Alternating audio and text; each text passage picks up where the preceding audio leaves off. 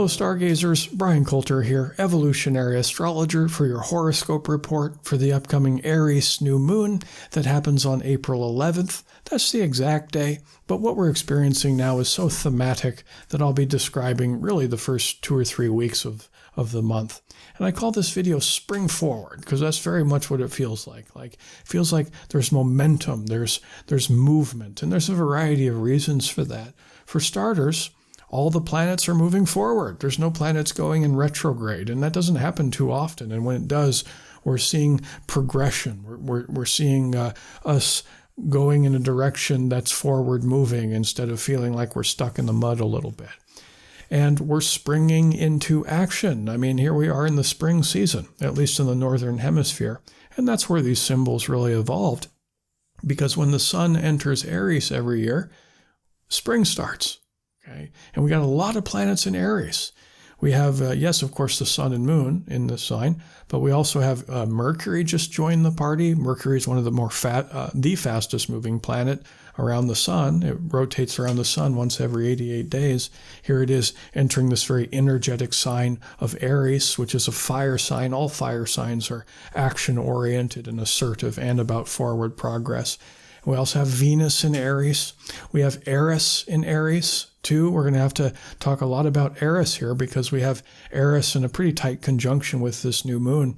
Now, there's really no surprise that Eris is in Aries. It has been since the 1920s, but we will have to take a close look at it. So these couple weeks is about initiation, engagement, and action, taking steps forward, creating new steps, planting new seeds. That's a good thing to do during springtime anyways, but especially during the new moon period, because that's the symbolic representation of the new moon is starting new things in our life.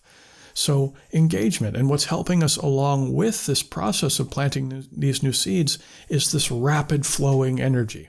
I don't know about you, but I'm very much feeling this in my life right now. I have a couple of projects that have been pretty slow going since about January. One of them is my partner and I sold our apartment in Lisbon, and we've been looking for a little house in the countryside, a little something more private. And it's been a laborious process, and we've had deals fall through, and it's like stop, go, and we've been kind of bouncing around in Airbnbs. So there's a feeling of not having roots, constant mobility, which isn't the worst thing in the world for a Sagittarian Gemini couple. But hey, we feel that we're longing for this sense of belonging and roots and something we can put our love into, some house. And now, come April, we had all these planets going through Aries. It's pretty much right as Mercury entered Aries, things started moving very rapidly, almost too quickly. And that things are going well there. Same with my website. I've been teasing about that since January. Now the team is really working on it. I was in the queue for working for a while, kind of on the back burner. And now they're just cranking out the work, and I'm ready to launch it practically. The tentative date is on the 14th. So stay tuned for that, basically. I will do an official announcement. But things are moving. Are things moving for you? Share your story below if you want. And on that note, if you really want to support my channel, the best way to do that is through commenting and sharing my videos. So if you feel so inclined, please do so. I love to be engaged with my audience. Now, the immediate question is, where in my life should I be taking these new steps and taking action? Well, this is where it's important to know a little bit about your own personal chart, understand where you have Aries in your birth chart. Then you can understand where all these planets are currently traveling through your chart, and it can help to give you some key insights into areas of your life where you're meant to be more proactively engaged. Like, again, for me as an example, my Aries rules my 10th house. So all these planets are in my 10th house. Website deals with my career and my public image. It's all career, mission, relationship to the community. It's all very 10th house stuff. And ditto for the home, moving to a new community. That's also 10th house. So just take a look at your own personal chart, and this can help you to, add a layer of specificity to what I'm talking about here, because I'm generalizing to a wide audience. going a bit deeper, let's take a look at Mars, because Mars rules Aries. So therefore, it's a helpful ally to achieve that Aries intention. And Mars is also in a very energetic sign of Gemini. So it just kind of adds into this movement stuff I've been talking about. But Mars is in a beautiful trine aspect to Jupiter through most of the month. And I love this because it's about enthusiasm. It's about opportunity. The Jupiter is in the sign of Aquarius, which is about future thinking. It's about evolution of society and innovation. So here we find that Jupiter, armed by the kinetic blast of Mars in Gemini, Jupiter can bring its faith and optimism and positivity towards these more martial actions that we're taking towards this Aquarian future. It further adds to the positivity of these events. And also with Mars and Jupiter, I've seen a lot of let's say windows of opportunity. The door opens, then the door closes. You went through it or you didn't. So keep your eyes peeled for wonderful opportunities that come to you this month, especially if it's in a very positive or powerful place in your birth chart. But looking at it through the evolutionary astrology lens, we always want to contemplate, okay, how can we work with these energies instead of against it, with the goal being to put our personal growth and evolution into hyperdrive. And the byproduct of that growth and evolution is an increase of the more virtuous, high consciousness emotions, thoughts, and actions that we can experience in this co-creative process with the divine as soul incarnate in these human bodies. So how can we work proactively with Mars and Jupiter for our own betterment and for the betterment of other people? Well, when we talk about virtues, the most beautiful Jupiterian virtue, well, at least one of them anyways, is faith. Faith in ourselves, faith in the world, faith in humanity, faith in the divine plan, faith. And then with Mars, it's about courage and bravery. Okay, so fear and a lack of self-confidence is not going to serve you now. That will subconsciously sabotage you working with this beautiful trine. Because the thing with trines is they're not as in your face as a square or opposition. They're just kind of there. They're available to you. They're there to help, but you have to, if you take advantage of them, that's how you grow through them. So don't allow fear and a lack of self-confidence to kind of lull you into a state of non-action, because that will not be rewarded now. So we're in this period of what we could call the quickening. Things are moving faster. And this is all, so far I've been talking about, the details of the Eris and all this, the energy, the minutia of this first half of the month. But of course, this is all amidst the background, the backdrop of the larger framework of 2021, which is primarily influenced by the Uranus-Saturn square. Been talking a lot about it. It's not in an exact square now. It'll form its next exact square, I think, in June. But it's always there. It's an ongoing square. They're only about 3 degrees apart right now. And that is, I'm not going to repeat everything I've said in the past, but we are looking at this big picture evolutionary theme on a global level of Saturn square Uranus, okay, the friction between rules and regulations, laws, habits of the past, artifacts of the past, which need to invoke a little Uranus evolution, because Uranus is about evolving, because it rules the sign of Aquarius. I said some things about that earlier. Both Aquarius and Uranus are the engine that drives social change. Meanwhile, we've entered this season of the warrior, the daredevil, the pioneer, Eris. We already have this, big picture piece between freedom and restriction.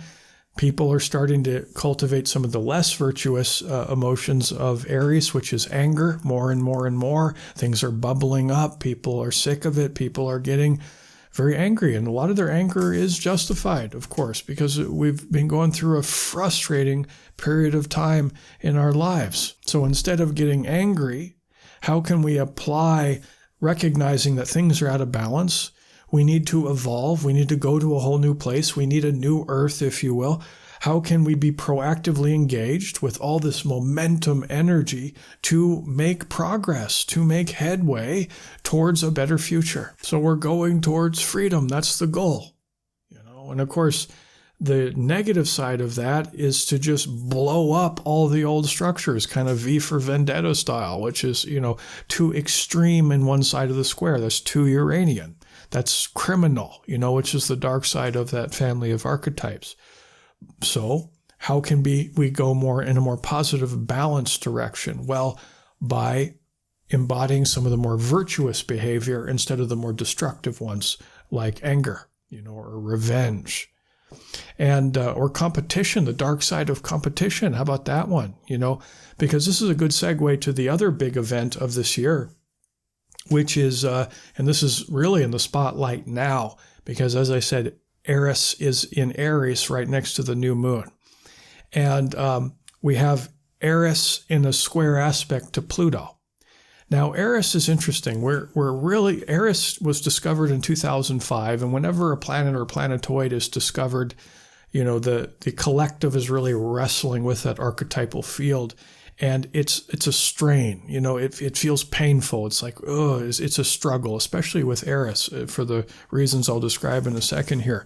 But at first, when the planet is discovered, it's like we're trying to integrate this archetypal field in a new way to the collective, and it can be quite challenging. So we typically see the more darker manifestations of that planet after it's discovered for about a generation. I know it was discovered in 2005, but this is more generational. So without getting into the whole mythology of Eris, I will point to the fact that Eris is actually a Greek god.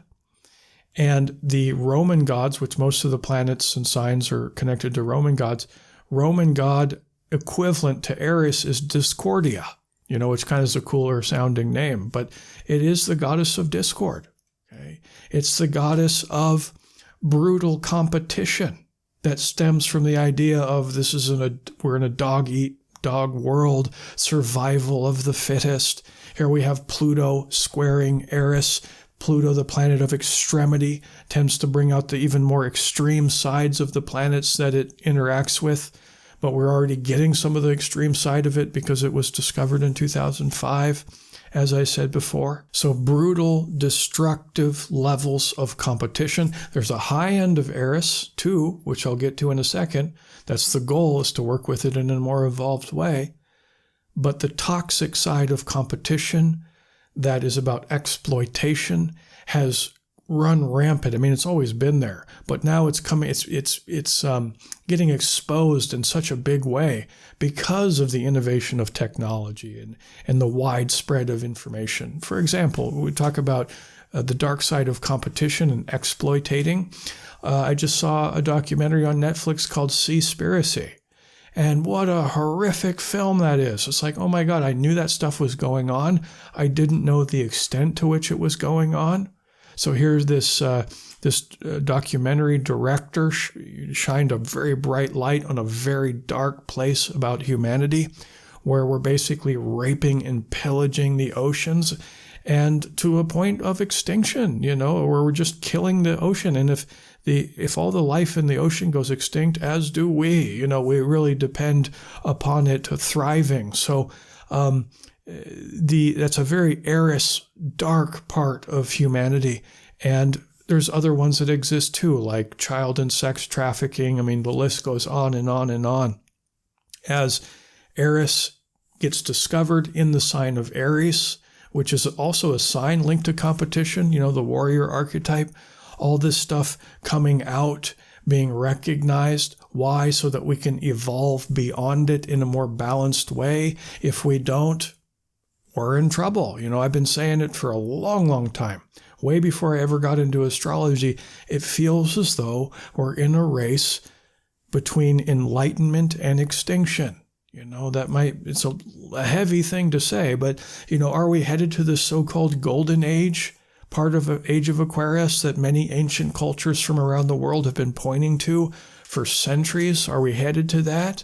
Or are we headed to something darker, where we spiral out of control? Well, the future is not set. It's a set of probabilities, and possibilities. And in this co-creative process, it's really up to us. I really believe we're going to manifest the higher ground, but it's going to get worse before it gets better. We're going through the worse as we're seeing the dark side of competition and exploitative dark side Eris. What about the high end? Well, what's the positive side of competition? Companies competing against each other, or people competing against each other to evolve, to become better, to innovate.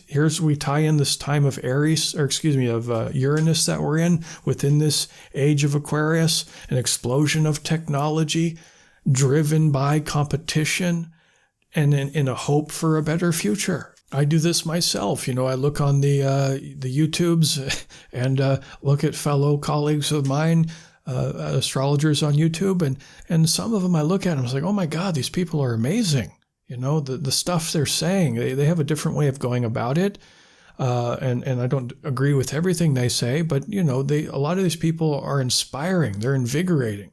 Inspire me to up my game, to be better, to help people, to grow an audience, to spread the love, because we recognize that love ripples out and has an effect. I see astrology as very meaningful work, and I allow, some healthy forms of competition help me to grow as a person, both professionally and personally, so that, I can be a shining light, at least to my capabilities. And we all have unique gifts. It's like, what's your gift? Well, that gift is a multifaceted diamond, and it could really be reflected in the beauty of your birth chart. So an understanding of your birth chart is really important. All those archetypes which are really emphasized in your psyche can come to life in a variety of different ways, so you can bring your own unique part to humanity to help with the evolution of society. Help us go towards enlightenment instead of extinction. Again, that's very dramatic language, but that's just the nature of Eris. We're working with it. You want to be on the light side of the force or the dark side of the force. The time is now to choose and to focus our attention in the directions we want to go in, as you provide your own unique gifts and perspectives in any way that's appropriate for you. How in this month can you use this engagement, this momentum, to be proactively assertive in specific areas of your life to gain headway, to gain that ground for the greater good? And those are the core evolutionary intentions, with the goal being to expand our consciousness.